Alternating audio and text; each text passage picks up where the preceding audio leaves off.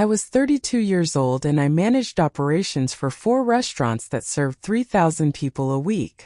I knew how a kitchen ran the way most people knew how to tie their shoes. So when my parents called after 3 years of complete silence, I should have asked one obvious question before I said yes to dinner. I didn't. I pulled into the Belvedere's parking lot on a Thursday evening and counted the cars.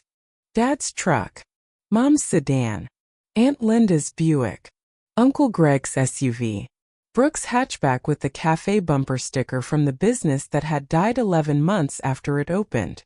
3 more I recognized. 2 I didn't. 9 cars total. My mother's invitation had said just the 4 of us. I sat in my Honda with the engine off and reread the sticky note pressed to my steering wheel.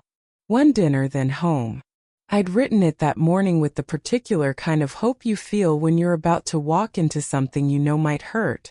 The smart thing would have been to reverse out of that lot and drive the 40 minutes back to my condo. Instead, I straightened my blouse, locked the car, and walked toward the entrance. 3 years ago, my sister Brooke decided to open a cafe.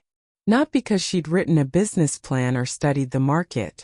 Because she'd seen one in Charleston with exposed brick and decided she could do that. She was 26, had never managed anything more complicated than her own rent, and needed a $75,000 loan. The bank would approve it if someone co-signed. That someone was supposed to be me. My mother called on a Sunday. My father sat beside her, arms already folded. "Just sign the papers," she said. I asked to see the business plan first. Brooke didn't have one. I asked about her margins, her lease, her supplier contracts. My mother's voice went flat. "She's your sister. You don't need a spreadsheet to love your family." I said no. Not because I didn't love Brooke. I did. But I'd watched enough people pour their savings into concepts with nothing underneath. I knew what $75,000 of someone else's debt feels like at 3 in the morning, when you're the one responsible for it. My father stood up. He pointed at the door and said the thing that closed it for 3 years. "If you won't help this family, you're not part of it." I was removed from the family group chat the next morning. No calls came. No texts. For 3 years, I was the daughter who loved money more than her sister. The daughter who chose herself over family. The daughter who wasn't invited to anything because there was nothing left to say to someone who wouldn't pay. The strange part was how much the silence hurt. Not because they were right, I knew they weren't. But because I'd been the family fixer since I was 17. First paycheck to groceries. Tax refund to my mother's dental work. When my father's transmission failed, I paid for it and told him it was under warranty because I knew he'd never accept help from his 22-year-old daughter. When Brooke got married, I covered the florist, the photographer, half the reception. And I smiled while my mother gave the toast about raising 2 strong girls. 2 strong girls. 1 bill. I trained them. I taught my family that my wallet was a vending machine. Insert guilt. Receive check. My therapist, Dr. Kwan, had spent 2 years helping me understand that the moment I started saying no wasn't the moment I stopped loving them. It was the moment I started respecting myself. So when my mother's message popped up after 3 years, "Family takes care of family, sweetheart," I felt the old reflex fire in my chest. Fix it. Pay whatever it costs. Make it quiet again. But I'd also heard Dr. Kwan's voice, steady as a metronome. "You taught them you would always pay. That was your mistake to fix." I told her I was coming. I'd driven 40 minutes in silence. I'd arrived to find 9 cars and a setup. The Belvedere's lobby smelled like rosemary and warm bread, and the particular kind of money that whispers itself. The hostess smiled and led me toward the back. I could hear them before I saw them. Laughter. Clinking glasses. My aunt's unmistakable cackle cutting through the murmur of every other table. The dining alcove held a table that stretched across the entire space. 16 chairs. 16 people already halfway through a meal that looked like it had cost more than my first car. Lobster tails fanned across crushed ice. Wagyu sliders tiered on a stand. A bottle of wine I recognized from vendor tastings. A 2016 Santa Gru. Retail around $400, already half empty. My mother saw me first. She stood up with both arms open. Diana. Oh, sweetheart. Look at you. Applause. Actual applause. I thought it was just the four of us, I said, sitting down in the chair someone had already pulled out. My mother waved her hand like she was swatting a fly. Once Linda heard, then Greg, then Tara, it just grew. You know how family is. I did. I knew exactly how family was. The pressure didn't start with a direct ask. It started with a current. Aunt Linda sighed and said, "Must be nice, running all those fancy restaurants while the rest of us clip coupons. The way people laugh when they want you to know they're serious." Cousin Megan asked if I felt guilty living so well while my parents were going through a rough patch. I didn't know about a rough patch. Brooke, scrolling her phone, added without looking up, "She wouldn't know. She hasn't been around." Each comment landed like something rehearsed. Not scripted exactly, but aligned. They'd been talking about me, about my absence, about my money, and they'd arrived with a shared understanding of the story. Diana had left. Diana had plenty. Diana owed. I ordered sparkling water. The only thing I ordered. The only thing in front of me. Everyone else had wine, had lobster, had the kind of meal you order when someone else is paying and you're not planning to slow down. Around the 40-minute mark, I excused myself to the restroom. The Belvedere's bathroom had cloth towels and lavender soap, and a full-length mirror that made you look slightly better than you felt. I pressed cold water against my wrists and tried to slow my heart rate down to something manageable. That's when I saw it. Brooke's phone on the marble counter, screen still lit. The notification banner at the top was from a group chat I'd never been added to. I didn't plan to look. I want to be clear about that. The preview text was enough to stop my hand mid-reach for the paper towel. The group was called Dinner Plan. 3 members. Mom, Dad, Brooke. The latest message from my mother, sent 4 days ago, read, "Don't tell Diana it's everyone. Once she's there with the whole family watching, she won't dare say no. She never could handle a scene." Below it, my father's reply, "Just make sure she sits at my end. I'll handle the ask. Brooke. Order the good stuff before she gets there. Once it's on the table, she can't exactly send it back. LOL." I scrolled up. 3 weeks of messages. Mom coordinating RSVPs. Dad's logistical notes. Then the ones that turned my stomach cold. Mom, 10 days ago. The bank called again Thursday. We need to figure out something before June. Dad. Diana can cover us through spring. She's got more than enough. Mom, 8 days ago. It's not asking for money. It's letting her back into the family. She should be grateful we're even giving her this chance. Grateful. They wanted me to be grateful for the privilege of being tricked into a 16-person dinner at a restaurant I didn't pick so I could pay a bill I didn't order to solve a crisis nobody told me about. I set Brooke's phone back on the counter exactly where I found it, screen down. I washed my hands. I looked at myself in that flattering mirror and I thought, I know what you're doing. I know what this costs. And for the first time in 15 years, I am not going to pay it. I walked back to the table with the same expression I wear when a health inspector arrives unannounced. Pleasant. Unreadable. Completely operational. My father set down his fork just as the dessert menus arrived.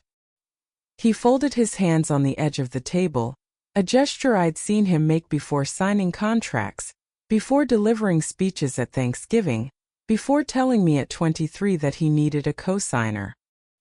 He looked at me with the particular expression of a man who believed he was being reasonable. "You're paying, right?" he said. "You owe us that much."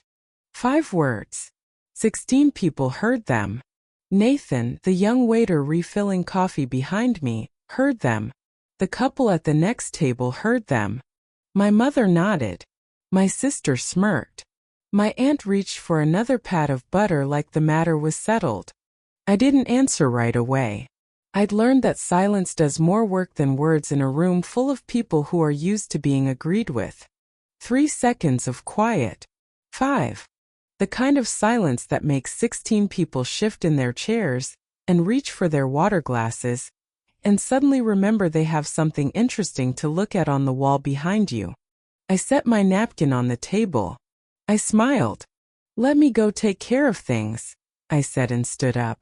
Every single one of them thought I was going to pay. They had no idea I was about to change everything. I didn't walk toward the front register.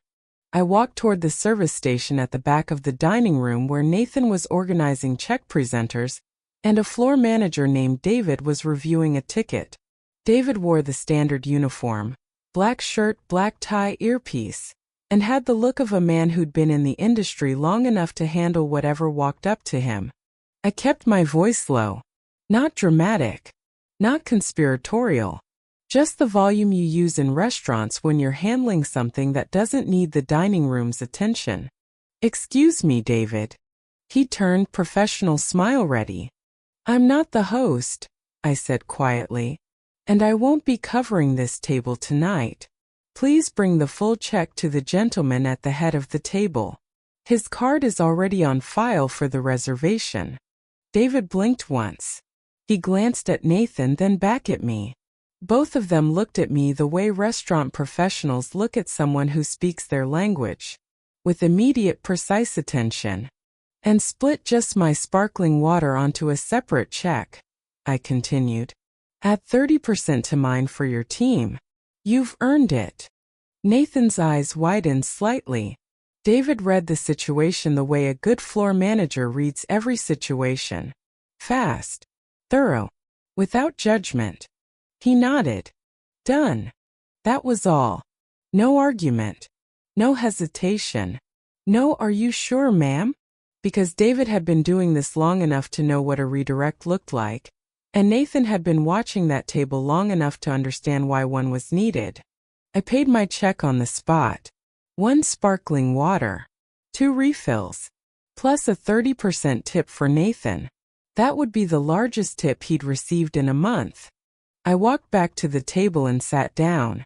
Picked up my water. Took a slow sip. Brooke was arguing with Cousin Tyler about a reality show. Aunt Linda was telling Uncle Greg about her neighbor's fence dispute. My mother was watching me with the careful attention of someone who thought the check had been handled. My father was leaning back, arms crossed, satisfied. Those 10 minutes before Nathan arrived at my father's chair were the most peaceful of my entire evening. The meal was over in every way that mattered. The food was eaten. The wine was gone. The ask had been made. And the answer had already been delivered in a language none of them spoke. I sat at my end of the table and listened to my family talk.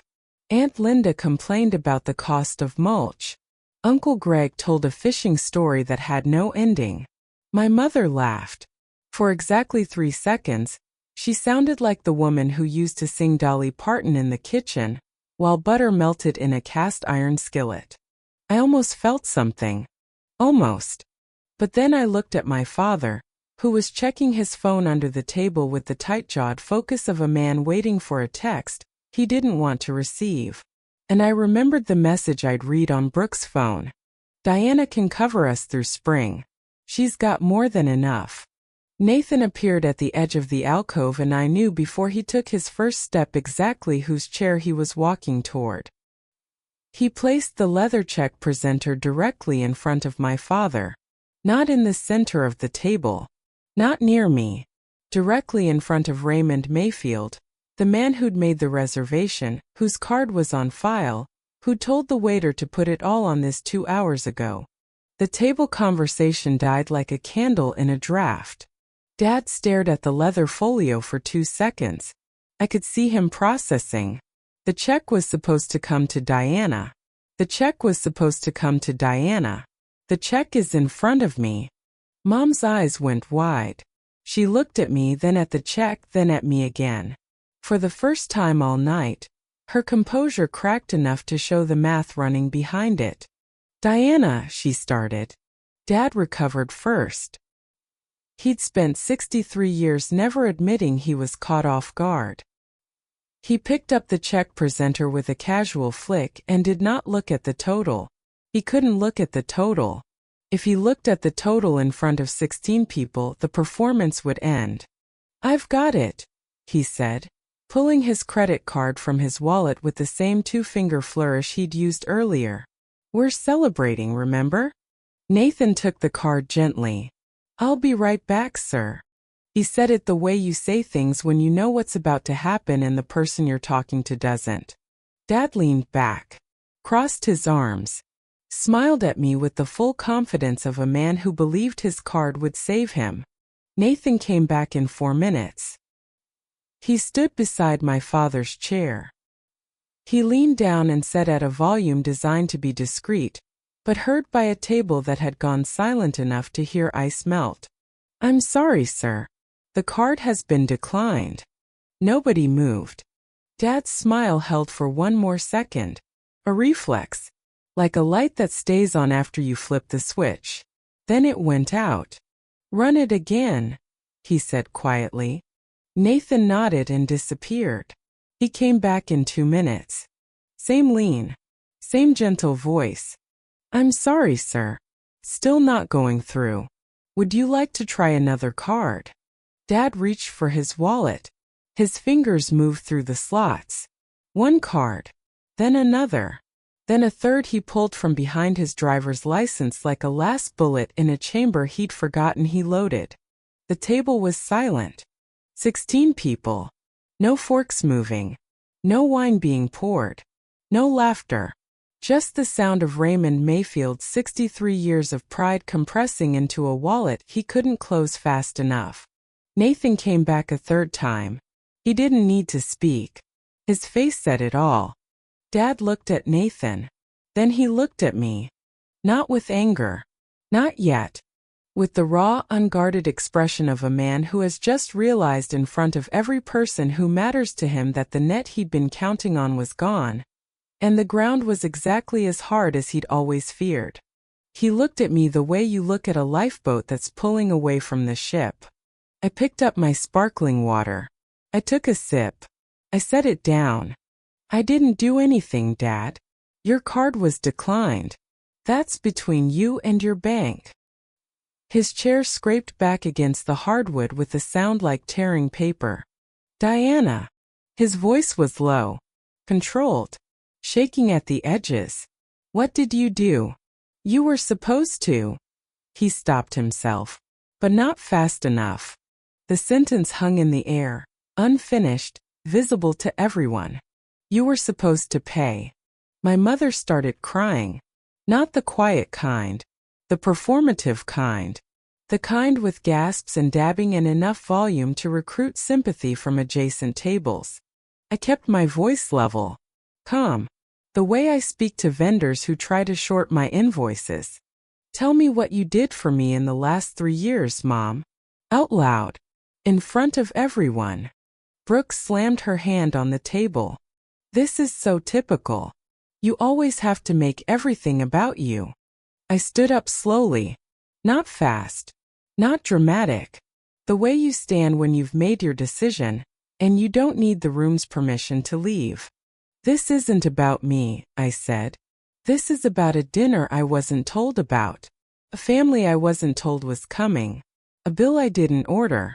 And a 3-year silence that ended the moment you needed something. My father's voice dropped. Diana, please. We're drowning. I saw him. For one moment, one terrible, honest moment, I saw the scared man behind the performance. The father who'd lost his business and couldn't say it out loud until his credit card said it for him. I ached.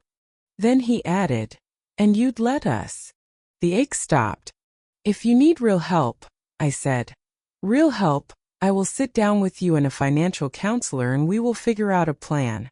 No tricks. No audience. No lobster.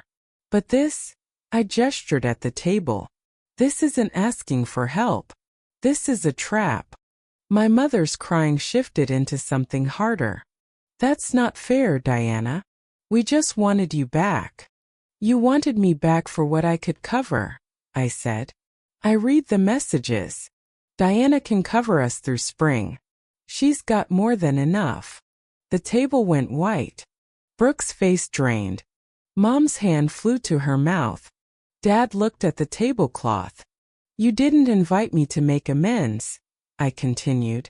You invited me to make a payment. And when I said no to your sister's cafe, I wasn't the villain for refusing to co-sign a bad loan. I was the villain because I stopped being your vending machine. Picked up my purse. Family takes care of family, you always said. So why was I the only one who ever did? I walked toward the door. Past the boozer. Past the hostess. Past the heavy glass doors with the brass handles. Nathan caught me near the coat check. Ma'am, he said quietly, holding my receipt. Thank you. You're doing great, I told him again. Then I walked out. The parking lot was quiet. Thursday evening. Warm air. Cicadas starting up in the landscape trees that made the Belvedere look like it belonged somewhere more important than a strip mall. I sat in my car with the engine off and read the sticky notes still pressed to my steering wheel. One dinner, then home. I pulled my phone from my purse and opened the family group chat. Messages were already flooding in. Mom, Aunt Linda, Brooke, cousins I hadn't heard from in years. A cascade of exclamation points and accusations. The particular kind of fury that only comes from people who've been caught. I scrolled to the bottom and tapped Leave Group. Diana has left the chat. I set my phone on the passenger seat. I started the engine and drove home in the same silence I'd driven there. Except this time the silence wasn't nervous. It was mine. The aftermath was quieter than I expected. No one called that night or the next day. The group chat continued without me. Through Megan, who reached out separately a week later, I learned what happened next. That was the most honest thing anyone's done at a family dinner in 20 years, she wrote. I'm sorry I was part of it. Megan was the only one who apologized. 3 weeks later, Brooke texted. Not to apologize. To ask if I could lend her first and last month's rent for a new apartment. I replied with the name of a financial counseling service and wished her well. Through Megan, I learned the rest in pieces. Dad's contracting business had folded 18 months before the dinner. Bad bets on commercial projects that went sideways. Mom had been covering minimums on 4 credit cards with a home equity line that was now maxed. The house went on the market in July. They moved to a smaller rental 30 minutes south. None of it was what I wanted for them. All of it was the consequence of choices they'd made long before I walked into the Belvedere. And none of it was mine to fix. I made the offer I'd promised at the table. I called my father 6 weeks later and told him I'd sit with him and a financial counselor. He hung up. I haven't called again. But the offer still stands. The most expensive thing you can buy is other people's comfort with your silence. And the night I stopped paying for it was the night I finally got rich. Not in money. In the kind of wealth that comes from knowing the difference between helping someone and saving them from the consequences of their own choices. 16 seats. 1 glass of water. And a credit card that told the truth nobody else would. If you've ever been the family bank, hear me. Helping is a choice, not a debt. And a boundary doesn't have to be loud to be unbreakable.